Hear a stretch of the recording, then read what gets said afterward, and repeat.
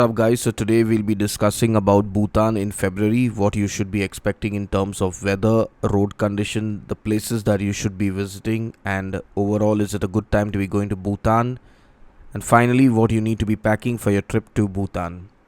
Now keep in mind that February is a winter month in Bhutan, so the daytime temperature will range anywhere from 3 degrees to 15 degrees depending entirely on which part of Bhutan you are in during the month of February.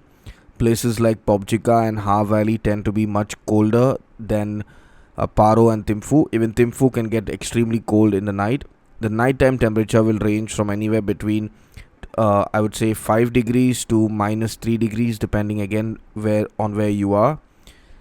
The month of February is usually when the weather starts to clear, so snowfall is only expected maybe at Dochula Pass and at higher reaches, but in the towns and in the cities, it's very unlikely to find snowfall. Now, when it comes to the places that you should be visiting, keep in mind that Punaka, Paro, Thimphu, I would even add Ha Valley as a place that you should be visiting because it has a very unique experience for people who decide to travel all the way there. The homestays are a must visit as a very good experience. Now keep in mind that it's during the month of February that trekking to Tiger Monastery in Paro is at its best because the tourist influx is at its, I would say, lowest. Even though you will find crowd, but it's comparatively lower as compared to other months. And the weather is also perfect for the hike. It is a very easy 5 kilometer hike one way, so you'll have a lot of fun while hiking up and down because you won't sweat a lot compared to the other months of the year, which will get extremely hot and even humid when you're hiking up.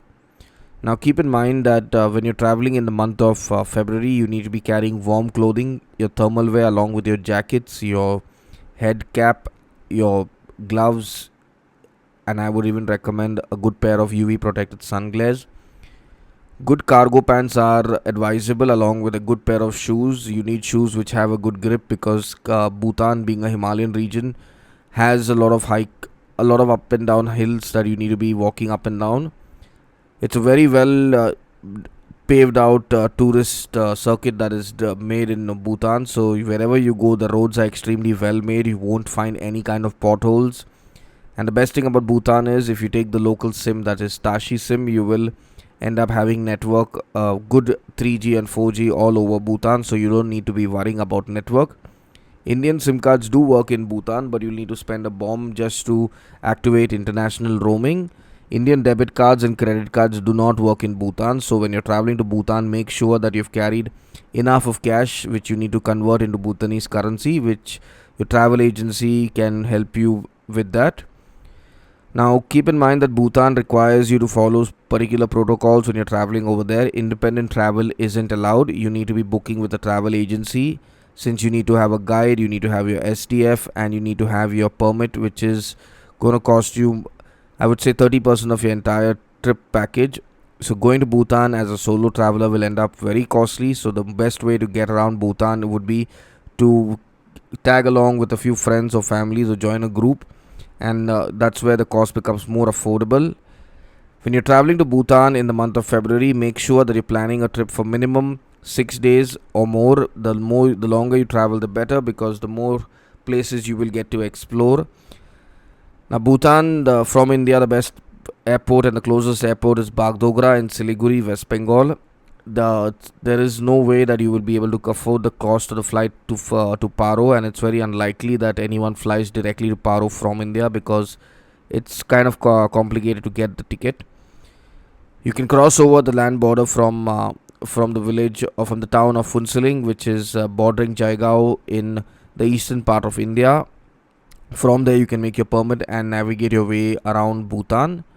Make sure that when you're traveling to Bhutan, you do not run out of cash, because by default, since your credit cards do not and your debit card won't work there, the only way to get money would be to come all the way back and withdraw it from across the border, and you do not want to go through that hassle. So the best way is to carry enough cash.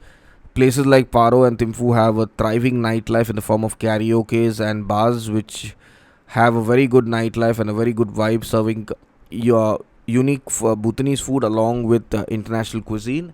Smoking is prohibited in Bhutan, so if you're planning on smoking in Bhutan, it will lead to a fine if you're smoking in public places. Most hotels do provide ashtrays, but you will need to carry your cigarettes from home because there are no shops selling cigarettes. If you find a shop, also they'll sell you really bad quality cigarettes in Bhutan. So avoid cigarettes because it's best to inhale the smoke free. I would say the smoke free oxygen that Bhutan has to offer compared to other places which have adulterated with a lot of pollution. Bhutan is one of the few places in the world which is carbon negative, and make the most of it. Do not pollute the place. Keep in mind that Bhutanese are very strict when it comes to preserving their nature and keeping everything intact in terms of rules and regulations. So make sure that you follow the set of rules that you will be told at immigration. Over and above this, we do have a trip happening to Bhutan in the month of February and March. If you're interested, you can click on the link in the description and navigate through our website and decide if you're interested. And you can directly WhatsApp us to help you with the booking process. If you have any queries related to Bhutan, you can leave a comment in the comment section and we'd be more than happy to help.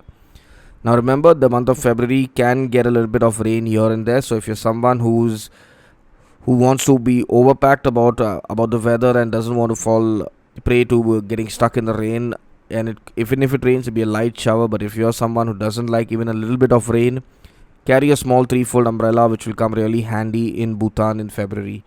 So now till our next video for Bhutan, stay safe, stay happy, and stay blessed.